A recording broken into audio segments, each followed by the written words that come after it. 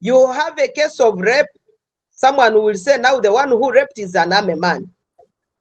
You know, Ugandans don't know that we are under a military regime. Now, I will say the Chagulanyis are my close friends, very close friends.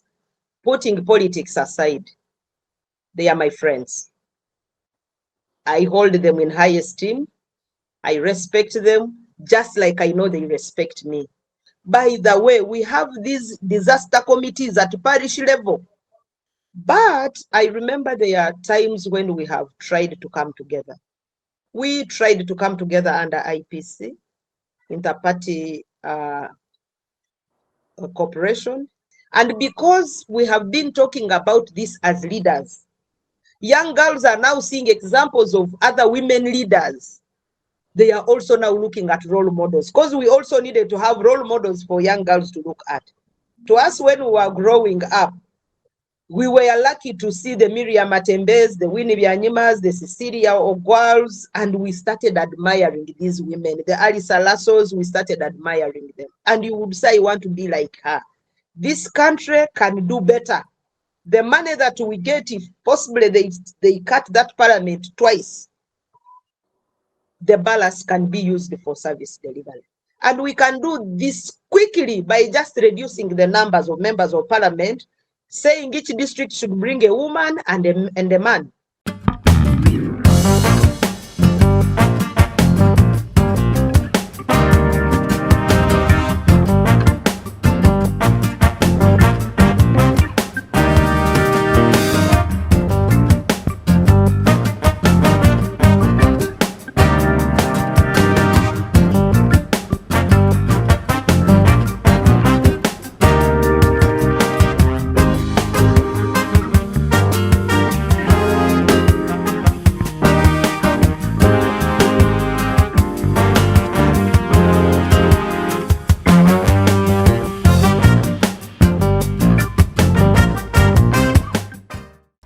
My name is Ashraf Kasiri, the host of The Verdict on Ghetto TV. Today we are obliged to be hosting Honorable Winnie Kiiza, the former Member of Parliament for Kasese District.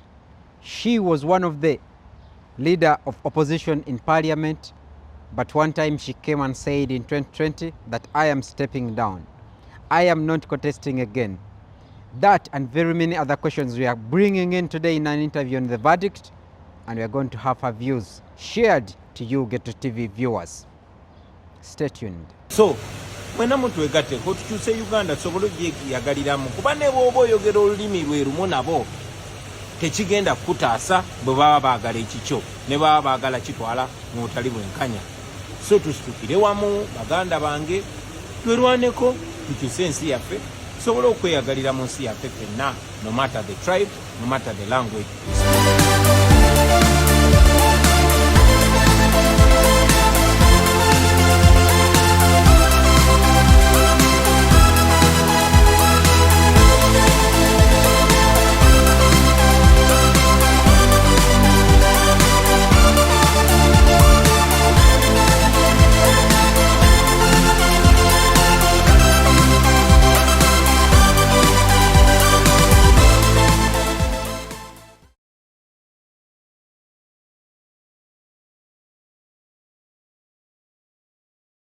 On The Verdict, my name is Ashraf Kasiri. We are so glad to be hosting you, Honorable. As we keep speaking about issues in Uganda, I feel so sad that we don't even have good things to talk about in the 40 years. Now, there is this UPDF Amendment Act of 2025, which was brought back to Parliament, where you are not right now, and now Ugandans are going to be taken to the court martial. Yeah. What's your thought on that? You know, Ugandans don't know that we are under a military regime. We go into elections and we think we are being governed by an elected leader. We think we are being governed by maybe a person who is out of the army, and so it is a regime of the people. They don't know, or they are just being threatened not to believe that they're.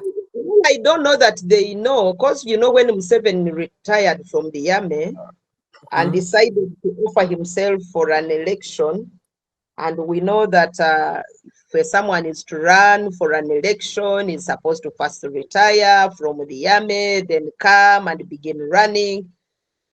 Yes, we kept thinking that we had a civilian, though he was in the army. We know that he's not a civilian. But this law, everybody knows that the court martial was meant to be a disciplinary kind of committee for the forces. Should anybody in the army commit maybe a crime, then is referred to a disciplinary court of the army. Just like we have family courts in our own homes before you even go out to take your children to maybe the remand homes, you at least know that you have dealt with the child internally. In all institutions, there are these disciplinary committees. So even the court martial was meant to address the disagreements and Soldiers, the disharmony. army, the people Disharmony, in the uniform. yes, for the people in uniform. Now, but because we are now under a military regime, all institutions of government have been fused into the presidency, the president who is a military man and wants to treat everybody under the military law. Now, Yeah. creating a court martial and subjecting citizens to the court martial means you are now rendering the civil courts useless, because majority of the cases we are facing now are for land grabbers who come in uniform. Mm-hmm. If you have, maybe you have a case of a land grabber, you want to take them to court, they will tell you it's a land, you can take him to the court martial because it is also a court that will listen to you. You have a case of rape, someone will say now the one who raped is an army man, take him to the court martial.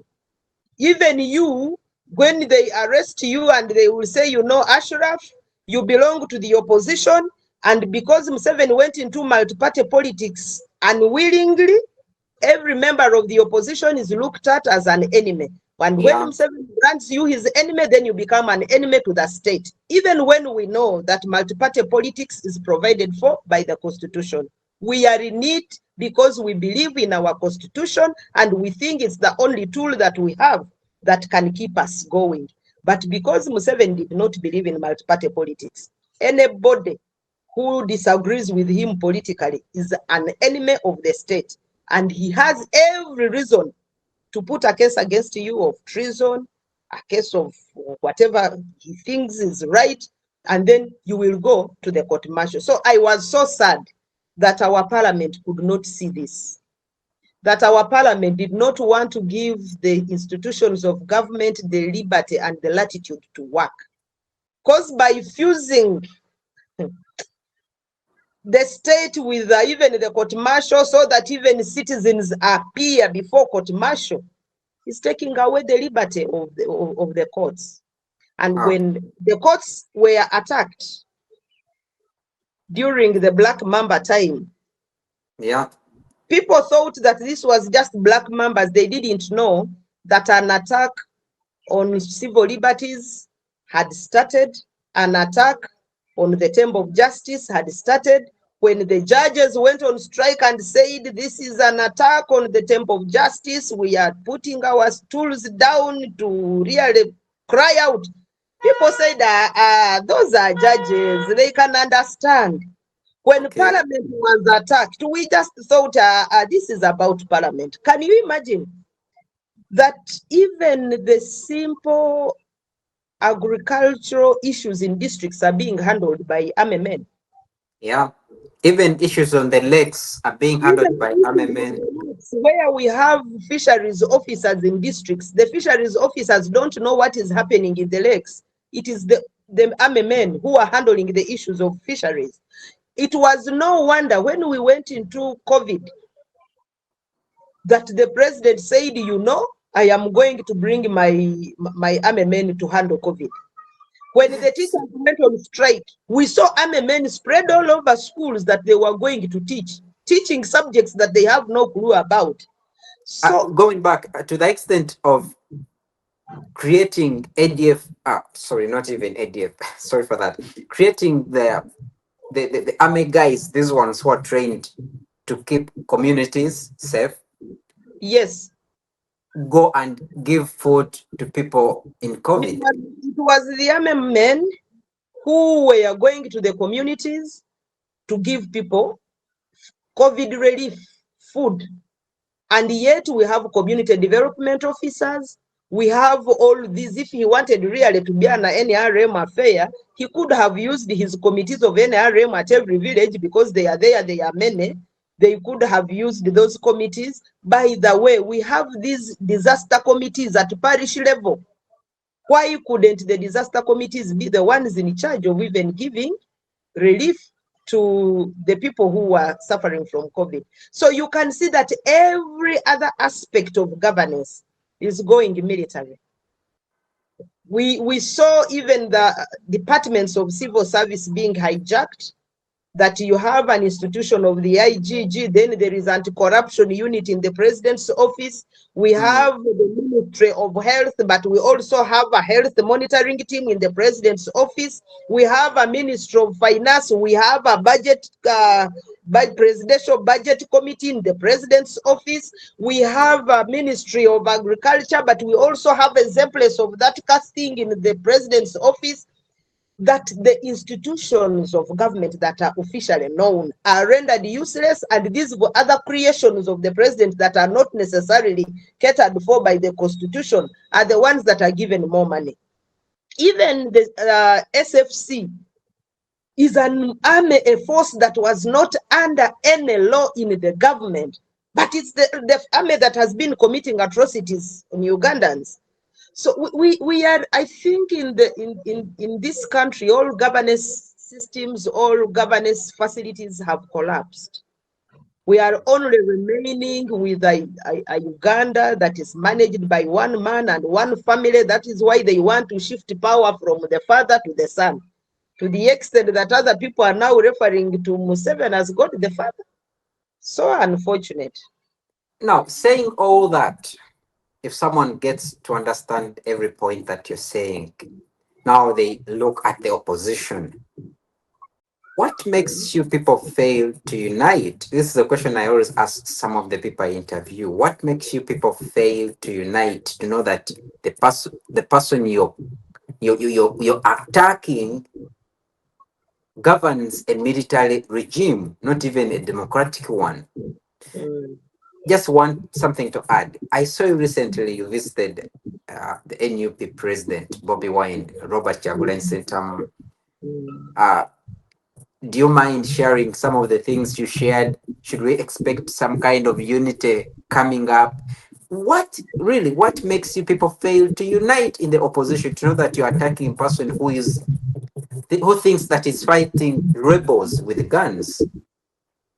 Now, I will say the Chagulanyis are my close friends, very close friends. Putting politics aside, they are my friends. I hold them in high esteem. I respect them just like I know they respect me. So we can even, for us, we even visit to talk about just ordinary life, not necessarily politics. But being political animals, we talk about the politics of Uganda. We talk about what concerns all of us. And it is our desire that we really unite as members of the opposition. But I also know that we can attack from different directions. From the other side with its unique styles, ANT attacks from here with her unique styles, maybe PFF attacks from the other side with its unique styles, and we all, as long as we are all in agreement. The most important thing is that we are not fighting.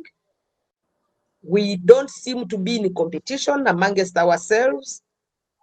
And we don't seem to really be looking at each other as enemies. We know that we are. But one time, General told me that those agreements do not work even when you try to bring them up, people defy them. The So, agreements of working together. yeah, I mean, he talked about several agreements that were made in the past, but still they never worked. Why? Because Well, people have greedy, for the me, ego. I have been in the opposition since the ushering in into multi-party dispensation since 2005. I contested as a member of the FDC in 2006, and I have been in parliament as a member of the opposition. I have seen us as members of the opposition working somehow together. And of course, every time we are working together, there are political parties that will think they are bigger than others and therefore don't want to be swallowed. It is Okay. true, it happens. There are those who will think for us we are better than them and therefore we don't want to associate with the weaker ones. But I remember there are times when we have tried to come together. We tried to come together under IPC, Inter-Party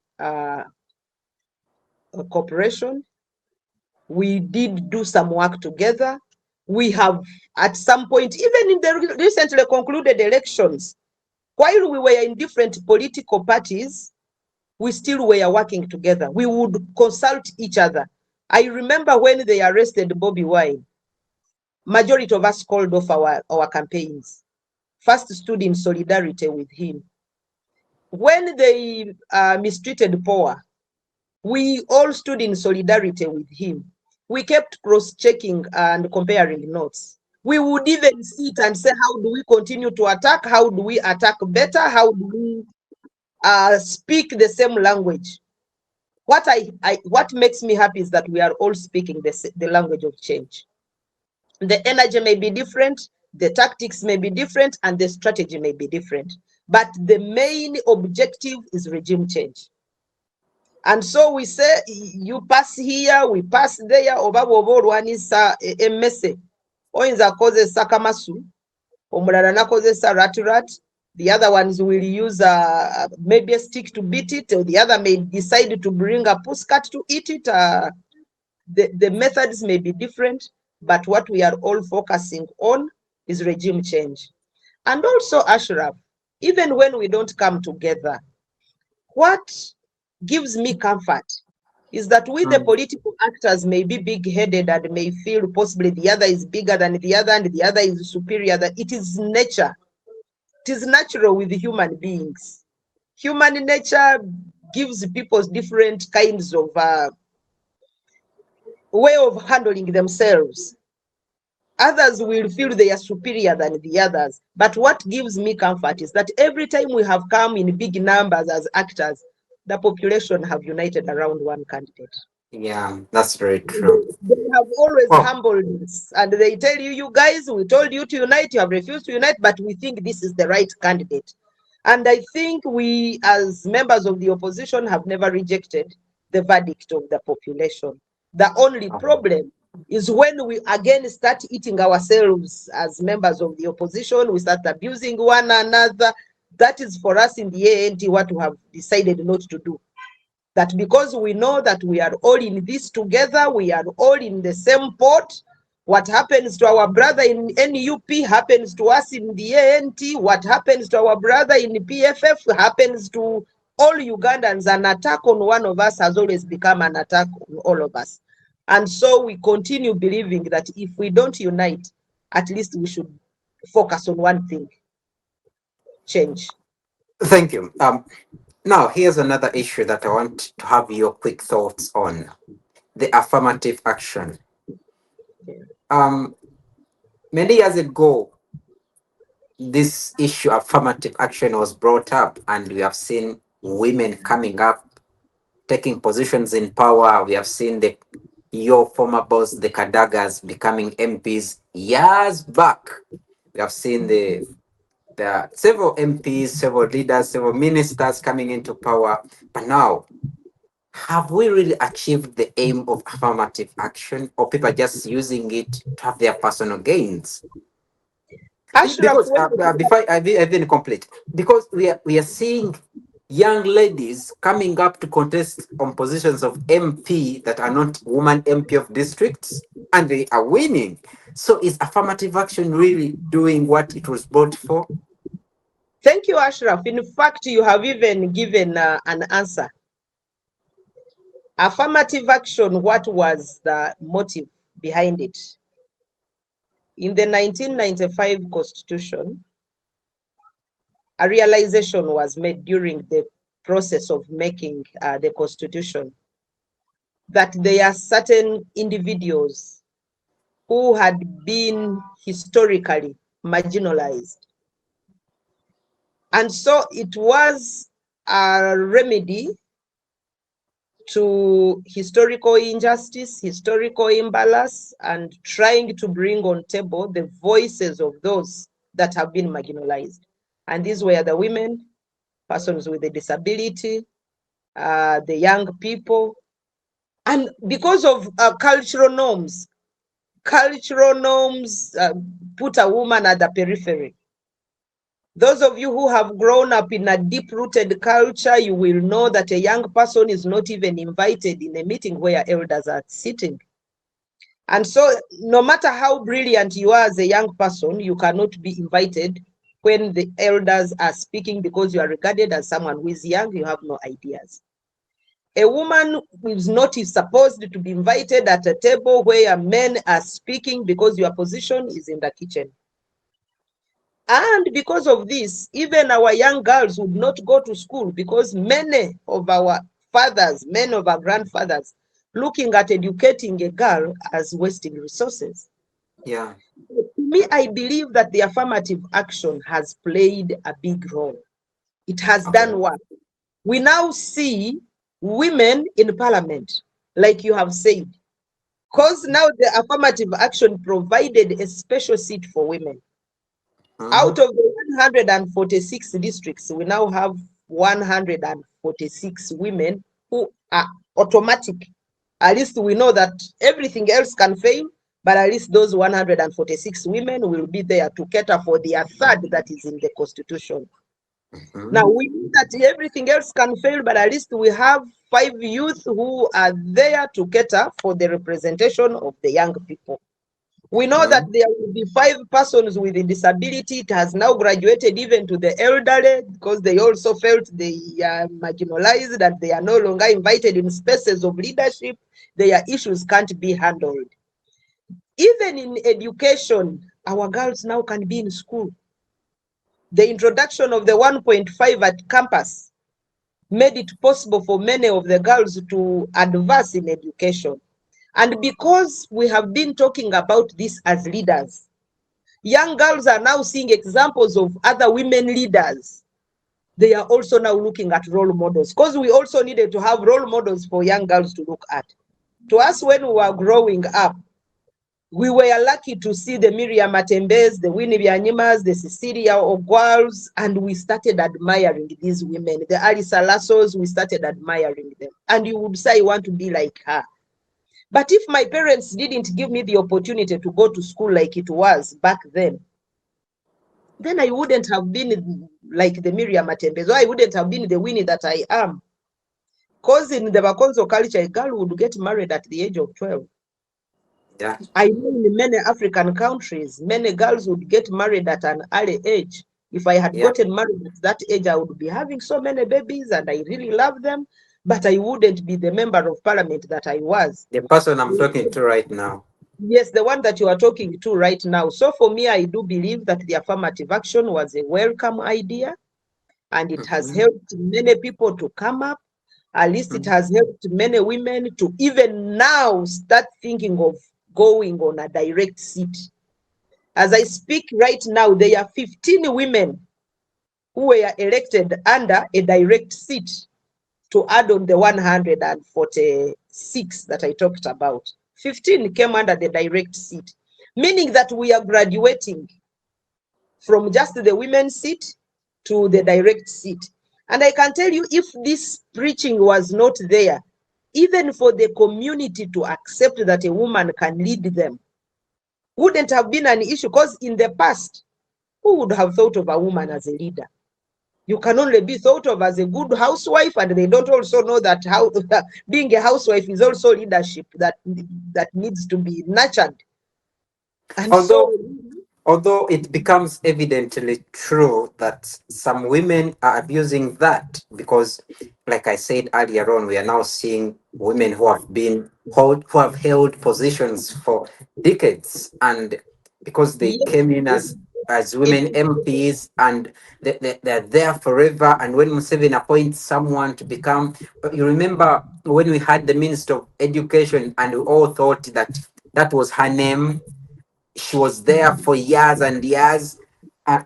We have seen people who are in positions and they can't leave. Why? Because the affirmative action helped them to come there. And now I think maybe they have fear of coming out to now contest, or stepping down to let others take part. I don't know. Is it being you, abused? it's not an abuse, because after all, what the law does not stop, it allows. There is no term limit to affirmative action, only among the young people. Because for the youth, you need to be in a certain age bracket to contest as a youth member of parliament. So when you go above that age bracket, then you cease to stand as a young person or in the position of the young people. As for the women, there is no age limit, there is no term limit. And once there is no law that bars them from contesting, there is no way you can tell them don't run, because you are using which law? That is discrimination, because they are women. They are men who have been in that parliament for over 4 terms, and nobody is speaking about them. But you hear people lamenting that some women have overstayed in parliament when they are voting the same men many more times than they have voted for the women. Wow. Yes, I can understand that if it is an affirmative action, there should come a time in point where you feel you have been empowered, and then you cross over, maybe to tussle it with the men, and you leave the space for another woman. Or But sometimes step down the way Honorable Winnie Kiiza did. well, I would imagine that that is a personal choice that I took. It was Yeah. me, and I Others am can different test the same, others can copy from you. It's a good lesson. upon them. I wouldn't hold it against anyone, because for me it was my choice. I took it. Any other person can take their choices. I wouldn't want to hold it against any other woman. What only gives me comfort is that when I left that place, it was a fellow woman who took it up. Wow, that's great. And I know that also them, if they left that space, another woman will come on board. But Yeah, Ashraf, there is also which a is a good problem. thing. Yes, it is a good thing. The only problem that I see in that, when we keep holding women accountable, and we think it's only the women who should cede that space, and we don't also ask the men who have overstayed there to also cede space, then it becomes the discrimination. I think That we do. we are discriminating people just because of their gender. Yeah. Even when we are talking about affirmative action, I know that the Winnie who left parliament in 2021 is not the same Winnie who came in 2006. At a time when I came in 2006, I was still learning. I was only lucky that I had come through the local government, and I had the experience of representation as a councillor. And so to me, it was like a graduation when I came into parliament. But I know that there are some women who did not get that opportunity like me, who come to parliament and their first stage at leadership is in parliament. They will need definitely to learn. They will need to be empowered. And so when you say you come in parliament this year and then you go, then another one comes, we shall make parliament a training ground for women. Instead And of a parliament that works. yes, instead of a parliament that works. And then we shall keep accusing women of not performing, and that men perform better than women because we have not given them the opportunity. But also, Ashraf, one Yeah. thing that disturbs me about the affirmative action is that Yeah. when this came, they thought we are a weaker kind of gender. They thought Yet you are not. the young people, they need to be represented because they are not into these things. The women need to be represented because they are really weak. We need to give them space. But then eventually they gave us a bigger space. Can you imagine, for me, I was a member of parliament, or just like the current member of parliament for Kasese. she has a constituency that has 5 constituencies. Now for her, she rotates in the whole district, and the men are just having smaller portions, 5 of them out of this one Same thing in that, Wachiso. yes, the Yeah, I woman get your point. Wakiso and the other districts that are okay, all the women members of parliament who have districts with many constituencies. Some of us have been advocating for parity, that if we are to graduate, we can say yes. One, we are bothered about the size of parliament, because we know that the salaries that members of parliament get constrain service delivery. Even when I was in parliament, I talked about it. So people should not think that I'm talking about it because I'm now out of parliament. Even when I was in parliament, I talked about this thing. I said the money that we get as members of parliament, because of our size, because of the numbers, are just big. The cost of administration is so high. This country can do better. The money that we get, if possibly they cut that parliament twice, the balance can be used for service delivery. And we can do this quickly by just reducing the numbers of members of parliament, saying each district should bring a woman and a man. The If we verdict. see each district brings a woman and a man, then there we shall cut the size of parliament, and we shall not have segregated against anyone. And I think that is what is working in Rwanda, to the extent that now other women contested in the position where the men are contesting, because it was left open, that direct seat. Then that is how Rwanda becomes the best country in empowering women at leadership level, because they are now the best in the whole world. Rwanda is now a country that we learn from. So even to me, I believe that if we went parity, if we are having 4 regions, for example, and the young people need to be represented, we can have 2 from west, 2 from north, 2 from central, 2 from east, and we know that is sorted. For the women, each district, 1 man, 1 woman. We remove the army from parliament because their place is keeping the territorial boundaries of the country. Why should they be in a national parliament where it is partisan politics? Because they are not supposed to play partisan politics. So, Ashraf, going back to the question, affirmative action has worked. As you We have conclude that. seen women getting into positions of influence. But as for what they do there, that is a different issue. But at least many women have come out. It may be unfortunate for the few who might have abused the space that has been given to us, to the extent that people begin asking whether it is worth it. But I can say I salute those who were in the Constituent Assembly who fought hard to ensure that the marginalized persons, the women, the persons with disability, the young people, and now the elderly are also considered in as far as policy making and decision making is concerned. The verdict. We are so glad that we are hosting Honorable Winnie Kiiza.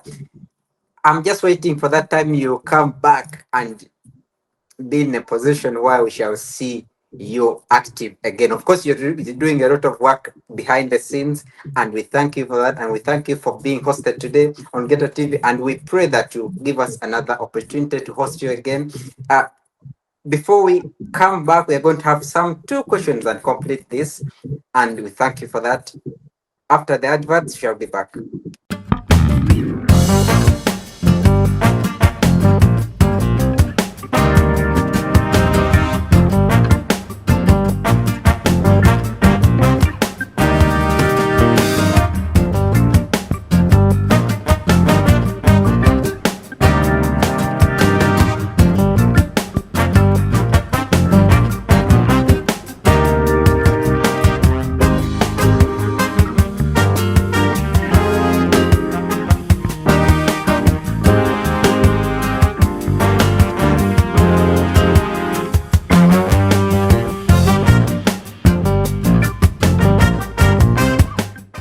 Okay, we'll be back. Honorable Winnie Kiiza. One question that keeps coming back to my brains again and again are the young girls you've been talking about, the women. What could be that simple advice to them? Because nowadays I'm seeing several young girls coming up on social media speaking about the things that are happening in our country, but many of them live under fear. For example, there was this girl in NUP called Olivia Rutaya.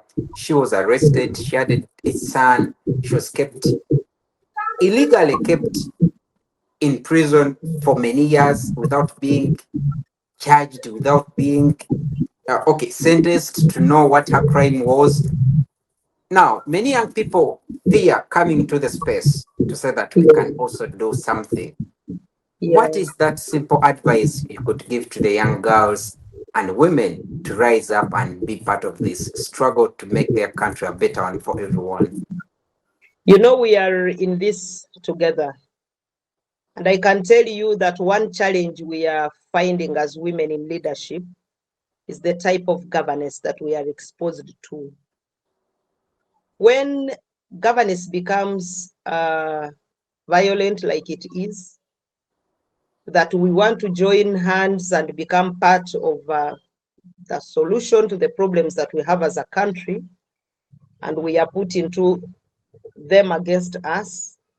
And the hands that receive us into leadership are the iron hands, are the guns, are the arrests, are the abductions.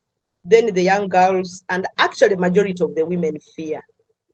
That is why you will find that we get into leadership and you find that the women who are there are the category that may not necessarily represent our issues. Because those that would have represented the issues of the women feared. One, they fear the money that is associated with campaigns and elections. Then when it comes to the violence that is in elections, both physical and online, the women will run away. It's so unfortunate that the young girls who are trying to come forward to contest are brutally handled and made to believe that democracy does not work. But like I said at the beginning, that giving up is not the option. Yeah. Let them learn how to play the game within the confines of the law. And I know that our Ugandan government and the regime that we are in currently doesn't want people who do not want to support President Museveni. And yet he knows that he's not doing the right things. To the young girls out there, I say remain firm. Speak the truth. Speak facts. Read and understand. Get to into the spaces where mentorship is happening. When we are many, they may not attack all of us at a go. The few that remain speak for those who are inside. And when we all keep making an alarm, the dictator gets exposed more, and the people get tired of the dictator. It is a sacrifice that we choose to make, those of us who are speaking about the dictator. You know what dictators do. Yeah. But once you have chosen to defend your country, you don't care how much you suffer. Take an example. It is not only women, by the way. It is not only the girls. And that's what Yeah. our boys should know. That even the boys, even the men are being tortured in the same way. While the effects may be different, because we are affected differently, for this young girl who is going on the streets to demand for accountability, to demand for good governance, and is tortured, is raped, is beaten, is affected differently from the young boy who is beaten and tortured in the same way.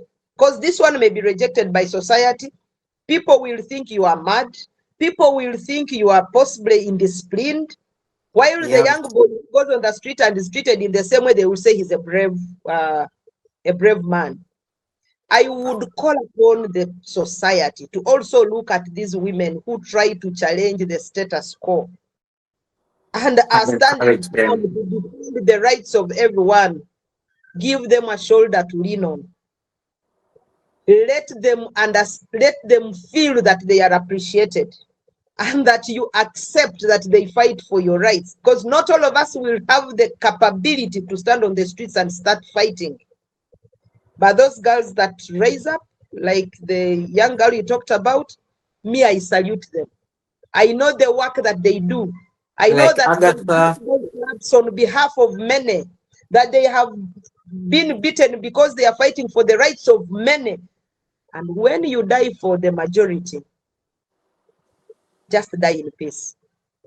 I just tell them, I am a Christian and a believer in that.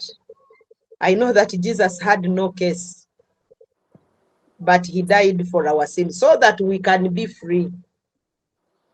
Those who have died fighting for the freedoms of others, we may never pay back their life because it's not possible.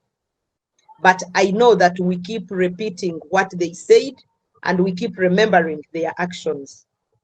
So for the wow. young ones, be that person that society will say, yes, she tried her best to defend her country. And Never. finally, thank you so much, Honorable. Finally, um, just one more question, which is kind of personal to you. How have you kept your shit clean? Might look funny asking it that way, but how have you kept your record clean all this long? How have you managed to do this? Because many people come out, become a participants in the political space, but end up messing up one way or the other, either personally or politically. How have you kept it this clean to the extent that you are this respected person in the field? Well, thank you for telling me that I'm respected in the field. But you know, for me, when I went into leadership, my issues were clear. Were to be a voice of the voiceless, to fight for good governance, to fight injustice, to fight for the people who cannot speak. And so everything that I have been doing is for that person who cannot get an opportunity to stand up and speak about what hurts them. And that is what keeps me busy all the time. If I get an opportunity to speak to young people, I tell them kindly try to focus on what takes you into leadership.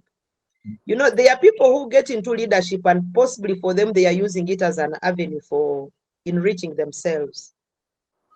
When you go into leadership and you are using it as an avenue to enrich yourself, you will definitely get problems because there will be times when you will get the temptations of getting money illegally Mm. because that was your motivation.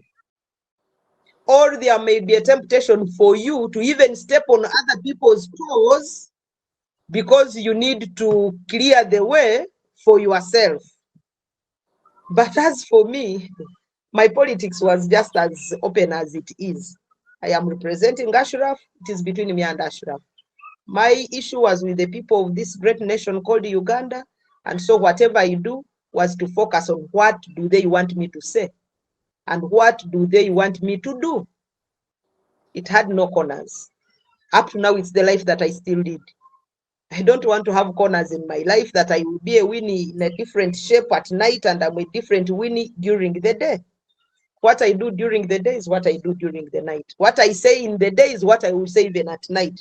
When I come here and I say, Ashraf, you are bad, that is how I believe that you are bad. I will not go behind you and I say, but you know you are good, Ashraf. I think, no, no, no, no, no. Don't mind what I said on TV. No.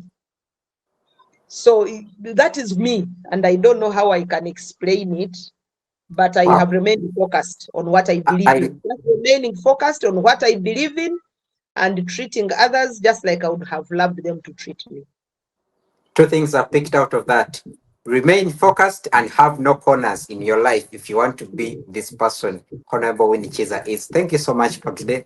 We are so glad having hosted you, and I hope you give us another opportunity to. There are many more other questions that will come to you, and we really enjoy listening to you speak to us. and we learn a lot from you. Thank you so much. Thank you so much, Ashraf, for hosting me. And to the viewers and listeners, I just want to say the struggle continues. Never give up. Let's remain focused on the goal. Someday we shall overcome. Thank you so much. Ghetto TV, the verdict.